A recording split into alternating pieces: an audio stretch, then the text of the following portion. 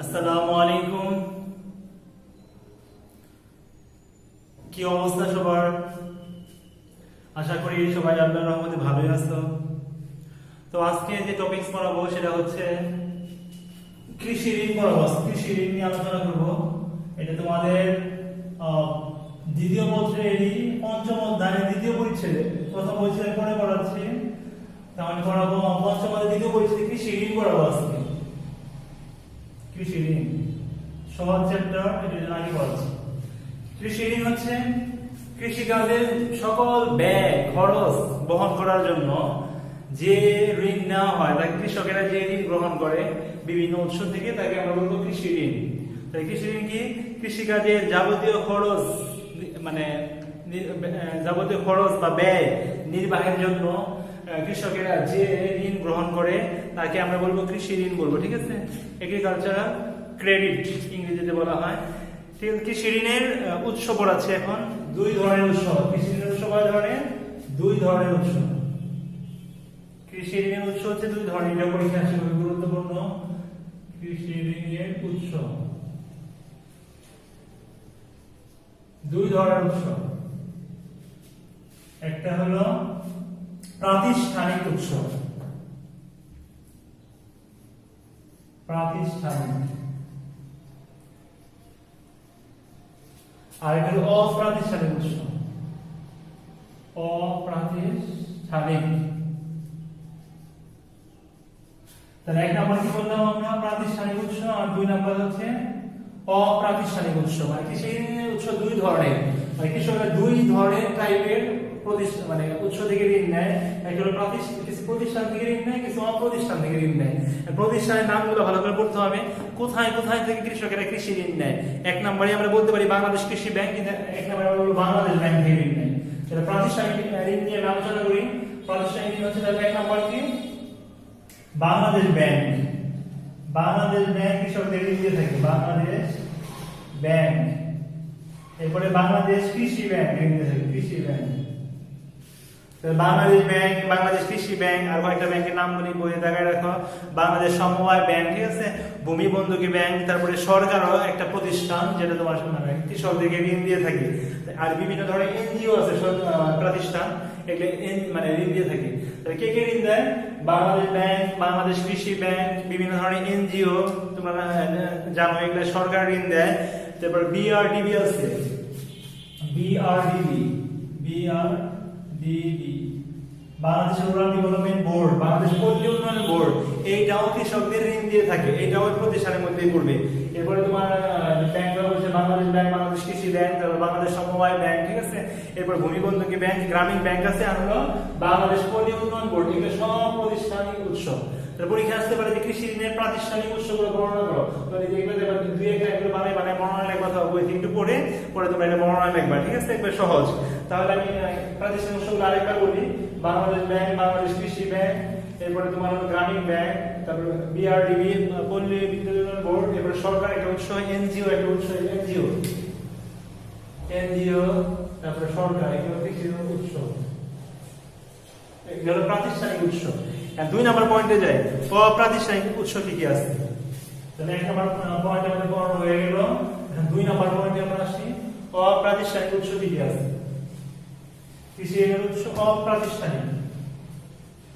অপ্রাতিষ্ঠানিক উৎস কোনগুলো? যেগুলো তোমার প্রতিষ্ঠান নয়, সমাজ থেকে ঋণ পাচ্ছে, এই ধরনের। যেমন তোমার একটা হলো আত্মীয় স্বজন থেকে কৃষকেরা ঋণ পায়, আত্মীয় স্বজন, বন্ধু বান্ধব, আত্মীয় স্বজন। একটা উৎস হচ্ছে আত্মীয় স্বজন। এই উৎস থেকে কৃষকেরা সবচেয়ে বেশি ঋণ পেয়ে থাকে। পরীক্ষা আসে যে কোন উৎস থেকে কৃষকরা সবচেয়ে বেশি ঋণ পায়? সবচেয়ে বেশি ঋণ পায় হলো অপ্রাতিষ্ঠানিক উৎস থেকে। আর এটা জিনিস মনে রাখবা যে কৃষকেরা কোন উৎস থেকে সবচেয়ে বেশি ঋণ পায়? তাহলে কি বললাম? আত্মীয় স্বজন থেকে সবচেয়ে বেশি ঋণ পায়। ঠিক আছে? এরপরে ঋণ পায় গ্রাম্য মহাজন, গ্রামীণ যে মহাজন আছে, মহাজন থেকে কি করে কৃষকরা ঋণ পেয়ে থাকে। এরপরে তোমার গ্রামের ধনী লোকের কাছ থেকে ঋণ পায়, ব্যবসায়ীর কাছ থেকে। তাহলে গ্রাম্য ব্যবসায়ী থেকে ঋণ পায়, ব্যবসায়ী। তারপরে তোমার ধনী লোক, চার ধরনের কথা বললাম, কি বললাম? গ্রাম্য মহাজন, গ্রাম্য ধনী লোক, ব্যবসায়ী, আত্মীয় স্বজনের কাছ থেকে ঋণ পায়।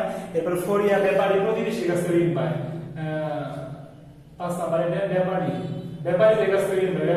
ব্যাপারী আছে জামাই, যারা বিজনেসম্যান, দালাল হিসেবে কাছ থেকে ব্যাপারী। আর ফরিয়া ওইটা দালালের মধ্যে, ফরিয়া দালালদের কাছ থেকে কি পায়? ঋণ গ্রহণ করে, ঠিক আছে। আর গ্রাম্য মহাজন শোষণ করে, পুরা গ্রাম্য মহাজন মানে স্বর্ণ বন্ধ করে এখানে পরে টাকা দেয়, এইভাবে অনেক কৃষকের অনেক দিন ধরে শোষণ করে আসে। তাহলে এগুলো হলো তোমার কৃষি ঋণের উৎস অপ্রাতিষ্ঠানিক। এখন বলবো কৃষি ঋণের গুরুত্ব। এই তিনটা বিষয় আছে, কৃষি ঋণ কি, কৃষি ঋণের উৎস, আর 3 নাম্বার হলো কৃষি ঋণের গুরুত্ব। খুবই গুরুত্বপূর্ণ এটা, কৃষি ঋণের গুরুত্ব। তিনটা পয়েন্ট, তিনটা পরীক্ষা আসে, এক বছর আসে, পরের বছর আসে। কৃষি ঋণের গুরুত্ব কি আসলে? এই গুরুত্ব এটা আসলে নিজেরা চিন্তা করে বোঝা যায়। কৃষি ঋণ নিয়ে কি করবে কৃষক, এই কৃষি ঋণের গুরুত্ব। এক নাম্বার হচ্ছে কৃষি পণ্য উৎপাদন। কৃষি পণ্য উৎপাদন, কৃষি পণ্য উৎপাদনের জন্য অনেক কৃষকের কোনো টাকা পয়সা থাকে না, এই জন্য তারা কৃষি ঋণ পায়, তারা কৃষি পণ্য উৎপাদন করতে পারে। কৃষি পণ্য বলতে তোমার কি ফসল এগুলো উৎপাদন করতে পারবে, ঠিক আছে। এরপরে তোমার হলো কৃষি পণ্য প্রক্রিয়াজাতকরণ, মানে কৃষি পণ্য প্রক্রিয়াজাত করতে অনেকদিন ঘরে রাখার জন্য, সংরক্ষণ করার জন্য, ঠিক আছে, ধান মাড়াই করার জন্য যন্ত্রপাতি দরকার হয়।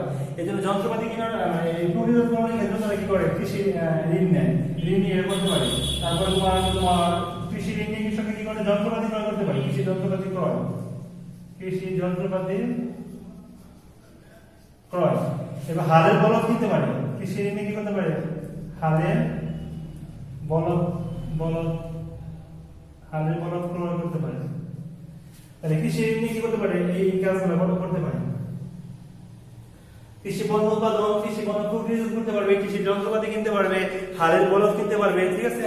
এরপরে তোমার আরো গুরুত্ব আছে, 4টা কিলোমিটার 5 নাম্বারের মধ্যে কৃষি পণ্য সংরক্ষণ করে রাখা। কৃষি পণ্য সংরক্ষণ করে রাখার জন্য গোদাম ঘর প্রয়োজন হয়। কৃষি পণ্য সংরক্ষণ করার জন্য কি হয়? গোদাম ঘর, এটা নির্মাণ করতে টাকা লাগে, এই জন্য কৃষকরা কি করতে পারে? কৃষি ঋণ নিতে পারে। এরপরে বাজারজাতকরণ, কৃষি পণ্য বাজারজাতকরণ, মানে বাজারে বিক্রি করবে যে, এই জন্য তাদের ঋণের দরকার হয়, যানবাহনের ভাড়ার প্রয়োজন হয়, ঠিক আছে। এত কাজে তাদের কৃষকদের কৃষি ঋণ লাগে। আর একটা গুরুত্বপূর্ণ পয়েন্ট হচ্ছে প্রাকৃতিক দুর্যোগের সময় কৃষকদের ঘর বাড়ি ভেঙে যায়, ঠিক আছে, তখনও কৃষি ঋণ লাগে। এটা একটা গুরুত্বপূর্ণ পয়েন্ট। 8 নাম্বার লিখে, প্রাকৃতিক দুর্যোগের সময়, প্রাকৃতিক দুর্যোগ, এটা যেমন নদী ভাঙন, প্রাকৃতিক দুর্যোগের সময় ঘূর্ণিঝড়ে কিন্তু ঘর বাড়ি ভেঙে যায়, তখন লাগে। নদী ভাঙন হলে তখন কৃষকদের অনেক কৃষি ঋণের প্রয়োজন হয়। তাহলে কৃষকরা বিভিন্ন অংশ থেকে কৃষি ঋণ নিয়ে তাদের অনেক মানে পারিবারিক, আরেকটা গুরুত্বপূর্ণ পয়েন্ট দিতে পারে পারিবারিক ব্যয় মেটানো, পারিবারিক চাহিদা মেটানো, পারিবারিক মৌলিক চাহিদা অথবা মৌলিক চাহিদা পূরণ, পারিবারিক মৌলিক চাহিদা পূরণ। কৃষকদের সংসার অভাব লেগেই থাকে, এই জন্য ঘরে মানে শিশুদের শিক্ষা ব্যবস্থা, বাসস্থানের ব্যবস্থা, চিকিৎসা ব্যবস্থা করতে গেলেও কৃষককে ঋণ নিতে হয়। তাহলে কৃষি ঋণের অনেক প্রয়োজনীয়তা, ঠিক আছে। তাহলে কৃষি ঋণের প্রয়োজনীয়তা গুলো অনেক, এগুলো তোমরা ভালো করে পড়ো সবাই, ঠিক আছে সবাই। তাহলে আজকে এই পর্যন্তই, তাহলে ভালো থেকো, সুস্থ থেকো, আসসালামু আলাইকুম।